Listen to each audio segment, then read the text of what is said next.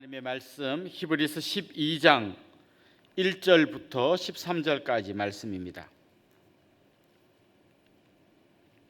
히브리서 12장 1절부터 13절까지 말씀 제가 봉독하겠습니다. 이러므로 우리에게 구름같이 둘러싼 허다한 증인들이 있으니 모든 무거운 것과 얽매기 쉬운 죄를 벗어버리고 인내로서 우리 앞에 당한 경주를 하며 믿음의 주요 또 온전케 하시는 이인 예수를 바라보자. 그는 그 앞에 있는 기쁨을 위하여 십자가를 참으사 부끄러움을 개의치 아니하시더니 하나님 보좌 우편에 앉으셨느니라. 너희가 피곤하여 낙심하지 않기 위하여 죄인들이 이같이 자기에게 거역한 일을 참으신 이를 생각하라. 너희가 죄와 싸우되 아직 피 흘리기까지는 대항하지 아니하고 또 아들들에게 권하는 것 같이 너희에게 권면하신 말씀도 잊었도다. 일러서되 내 아들아, 주의 징계하심을 경히 여기지 말며 그에게 꾸지람을 받을 때에 낙심하지 말라. 주께서 그 사랑하시는 자를 징계하시고 그가 받아들이시는 아들마다 채찍질하심이라 하였으니 너희가 참음은 징계를 받기 위함이라. 하나님이 아들과 같이 너희를 대우하시나니 어찌 아버지가 징계하지 않는 아들이 있으리요. 징계는 다 받는 것이거늘 너희에게 없으면 사생자요 친아들이 아니니라. 또 우리 육신의 아버지가 우리를 징계하여서 공경하였거든 하물며 모든 영의 아버지께 더욱 복종하며 살려하지 않겠느냐. 그들은 잠시 자기의 뜻대로 우리를 징계하였거니와 오직 하나님은 우리의 유익을 위하여 그의 거룩하심에 참여하게 하시느니라. 무릇 징계가 당시에는 즐거워 보이지 않고 슬퍼 보이나 후에 그로 말미암아 연단받은 자들은 의와 평강의 열매를 맺느니라. 그러므로 피곤한 손과 연약한 무릎을 이렇게 세우고 너희 발을 위하여 곧은 길을 만들어 저는 다리로 하여금 어그러지지 않고 고침을 받게 하라. 아멘.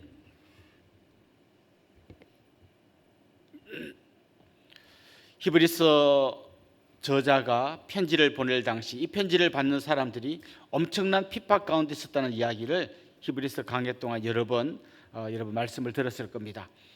십자가에 못 박혀 죽은 예수님을 보고 메시아라고 이야기하는 사람들, 이해할 수 없었죠. 정신 나간 사람들이구나. 그래서 유대인들이 굉장히 많이 핍박했고요. 황제 숭배에 참여하지 않는 그리스도인들, 또 로마 사람들도 핍박했습니다. 양쪽에서 핍박을 받으면서 많은 사람들이 하나님을 믿는 신앙에서 떠나가고 그리고 다시 유대교로 돌아가려고 하는 그런 경향들이 있을 때 이 히브리서 저자는 한편으로는 경고하고 한편으로는 격려하면서 정말 다시 주님께로 돌아와야 한다. 아니, 주님을 굳게 붙들어야 한다. 절대 돌아서면 안 된다라는 것을 계속해서 이야기하는 것이 히브리서 말씀입니다. 오늘 말씀에 보면 1절 말씀에 이런 성도들의 삶을 경주라고 표현하고 있습니다. 경주, 경기를 하는 거죠. 이 경주라는 말 이해하려면 우리가 잘 아는 마라톤 경주를 좀 떠올리면 좋겠습니다. 저는 오늘 이 말씀을 보면서 마라톤 경주뿐만 아니라 또 한 가지 경주, 계주라는 거 여러분 아시죠? 이어 달리기. 이 두 가지 경주를 동시에 떠올리면 좋겠습니다. 이어 달리기는 보통 운동장 반 바퀴 정도를 돌면 또 딴 사람이 그걸 받아서 또 달립니다. 그런데 오늘 이 본문을 좀 이해하면서 드는 생각은 우리의 이어 달리기는 내가 예수님을 믿는 순간에 그 앞에 달리는 사람들의 바통을 이어받아 가지고 내 평생 나의 갈 길 다 가도록 주님 앞에 서는 날까지 달려가는 긴 구간입니다. 그래서 한편으로는 마라톤처럼 긴 구간을 달리는 거고 또 한편으로는 내 앞에 가는 믿음의 선배에게 그 바톤을 이어받아 가지고 내 뒤에 따라오는 또 다른 누구에겐가 이 바통을 물려주는 거죠. 여러분 어제 읽었던 히브리서 11장 말씀 기억나십니까? 거기에 보면 수많은 믿음의 사람들의 이름이 등장합니다. 그런데 여러분 잘 보십시오. 아브라함이 그 바톤을 들고 달리다가 이삭에게 물려주고 이삭이 그 바톤을 들고 달리다가 야곱에게 물려주고 야곱이 또 12아들에게 물려주고 그렇게 해서 이스라엘 백성들이 계속해서 달리고 또 달려갔습니다. 히브리서 11장에 나오는 수많은 믿음의 사람들의 이름 중에서 어려운 구간을 통과하지 않고 그냥 계속 내리막길 편하게 가다가 마지막 꼴이 난 사람은 단 한 명도 없습니다. 그들은 남들이 알지 못하는 자기만이 겪는 어려운 구간을 계속해서 통과하며 이 믿음의 경주를 달려갔습니다. 노아는 배를 만들면서 방주를 만들면서 주위 사람들에게 수없는 조롱을 받았습니다. 아브라함은 갈 바를 알지 못하고 자기 고향, 친척, 아버지의 집 식구들, 자기 삶의 기반을 다 두고 어디로 가야 하는지도 정확히 모르면서 하나님 말씀에 순종해서 길을 떠났습니다. 나중에는 자기 아들 이삭을 바치라고 하는 엄청난 시험을 그가 통과하기도 했습니다. 모세의 부모는 아들을 죽이지 않으면 자기가 죽을 수 있다는 이 엄청난 사실을 알면서도 힘들고 어려운 그 구간을 통과했습니다. 모세는 바로의 궁궐에서 편하게 사는 것보다 하나님의 백성들과 함께 고난받기를 더 좋아하면서 이 고난의 길을 갔습니다. 기생 라합은 정탐꾼을 숨겨주면 자기 생명이 위태로울 수 있다는 걸 알면서도 정탐꾼들을 숨겨주었습니다. 믿음의 사람들은 때로는 집시처럼 떠돌아다니고 때로는 붙들려 가서 채찍질 당하고 감옥에 갇혔습니다. 칼에 찔려 죽은 사람도 있고 톱을 켜는데 거기에 몸이 잘려져서 죽은 사람도 있었습니다. 그렇지만 이 믿음의 선배들은 절대 포기하지 않고 자기 힘든 그 구간을 다 달려가서 마지막 꼬린 지점에 꼬린하고 영광스럽게 주님의 면류관을 받았다는 것을 히브리서 11장에서 이야기하고 있습니다. 이 믿음의 경주를 다 마친 사람들은 이제 그 경기장의 스타디움에 올라가서 다음 들어오는 선수를 향하여 박수를 치면서 응원하면서 기다리고 있습니다. 자, 이제 이 바톤을 이어받은 당신은 어떻게 달릴 것입니까? 믿음의 선배들은 이렇게 달렸습니다라는 것을 이야기하면서 오늘 본문이 이어집니다. 그래서 오늘 본문 첫 시작은 이러므로라는 말로 시작됩니다. 이러므로. 그리고 이어서 이야기합니다. 우리에게 구름같이 둘러싼 허다한 증인들이 있으니. 여기에 구름같이 둘러싼 허다한 증인들은 바로 히브리서 11장에 나오는 믿음의 경주를 잘 달린 그 사람들입니다. 이렇게 말하는 거죠. 여러분, 제가 지금까지 이야기한 히브리서 11장에 나오는 수많은 믿음의 선배들의 이야기를 들었죠. 그들이 먼저 가서 여러분을 응원하고 있습니다. 이제는 여러분 차례입니다. 여러분 어떻게 뛰려고 하십니까? 이렇게 지금 물어보는 게 오늘 본문의 내용입니다. 그렇습니다. 이제 믿음의 선배들은 자기의 마라톤 경주를 완주하고 박수를 치면서 이 바톤을 이어받은 우리가 어떻게 달릴지 응원하고 있습니다. 어떻게 달려야 우리도 이 힘든 어려운 구간을 통과하고 최후 승리자가 될 수 있을까요? 오늘 본문은 크게 세 가지를 말씀하고 있습니다. 첫 번째는 모든 무거운 것과 얽매기 쉬운 죄를 벗어버리고 라는 말씀입니다. 이 히브리서가 기록될 당시에 마라톤 경주에 참여하는 사람들도 거의 벌거벗다시피 하고 달렸다고 그래요. 이 힘든 구간을 달리려면 무거운 거 치렁치렁 달고는 달릴 수가 없습니다. 신앙의 경주도 마찬가지입니다. 우리가 무거운 것, 얽매기 쉬운 죄 이런 것들을 들고 달린다면 제대로 달려갈 수가 없을 겁니다. 그럼 모든 무거운 것은 뭐고 얽매기 쉬운 죄는 뭘까요? 그건 사람마다 다 다릅니다. 어떤 사람에게는 지나친 욕심이 믿음의 경주에 방해가 될 수 있습니다. 어떤 사람에게는 나태함과 게으름이 그런 것이 될 수 있습니다. 어떤 사람은 너무나 열등감에 빠져서 나는 배운 것도 없고 가진 것도 없고 교회 가도 나보고 인사도 잘 안 하고 알아주지도 않고 이런 열등감 때문에 제대로 달려가지 못합니다. 어떤 사람은 자기가 경험했던 과거의 상처 때문에 거기에 푹 빠져가지고 발목을 잡히는 경우도 있습니다. 수많은 사람들에게 다양한 여러 가지 어려움들이 자기 앞을 가로막습니다. 또 계속해서 반복되는 죄를 경험하는 사람들도 있습니다. 나중에 시험에 드는 사람들 이야기를 들어보면 계속해서 똑같은 죄에 빠지는 경우를 많이 봅니다. 사랑하는 성도 여러분, 말씀의 거울 앞에 서 보십시오. 여러분의 발목을 붙드는 무거운 것은 무엇입니까? 여러분을 뒤에서 잡아끄는 반복되는 죄는 무엇입니까? 이걸 끊어버리지 아니하면 절대로 믿음의 경주의 승리자가 될 수 없습니다. 오늘 본문은 그것을 다 벗어버리고 던져버리고 달려가야 최후 승리자가 될 수 있다고 이야기합니다. 두 번째, 믿음의 경주를 잘 하려면 인내하면서 달려야 합니다. 혹시 여러분 자전거 타보셨습니까? 자전거를 타면 내리막에서는요 쫙 달려가지만 오르막에서는 굉장히 힘듭니다.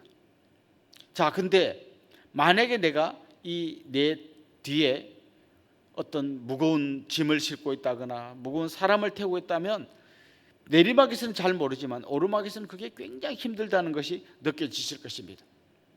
지금 이 믿음의 경주를 달리고 있는 성도들 앞에 고난이 있습니다. 그리고 어려움이 있습니다. 핍박이 있습니다. 환난이 있습니다. 이런 핍박과 환난이 오면 이 오르막에서 유난히 더 힘들어지는 거죠. 그때 많은 사람들이 믿음의 경주를 포기하고 주저앉고 맙니다. 오늘 본문은 그렇게 이야기합니다. 믿음의 경주를 하는 사람에게 반드시 필요한 것이 있는데 그건 바로 인내라는 겁니다. 고난이 있을 때 이렇게 생각해야 됩니다.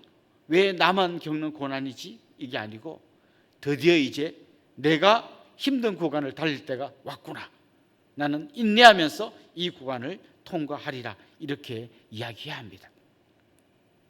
오늘 본문에 등장하는 수많은 사람들도 여러 가지 핍박과 환난과 조롱과 손가락질이 있었지만 그 가운데서 인내하면서 묵묵히 자기의 길을 달려갔습니다. 기독교 2000년 역사를 한번 살펴보십시오. 핍박이 없었던 적이 있습니까? 어려움이 없었던 적이 있습니까? 환난이 없었던 적이 있습니까? 수많은 사람들이 때로는 조롱받고 때로는 잡혀가고 때로는 화형을 당하고 때로는 짐승들의 밥이 되고 수없는 고통과 환난을 통과했습니다. 지금 어떻습니까? 지금도 세계 도처에서 이런 핍박과 환난을 받는 사람들이 있습니다.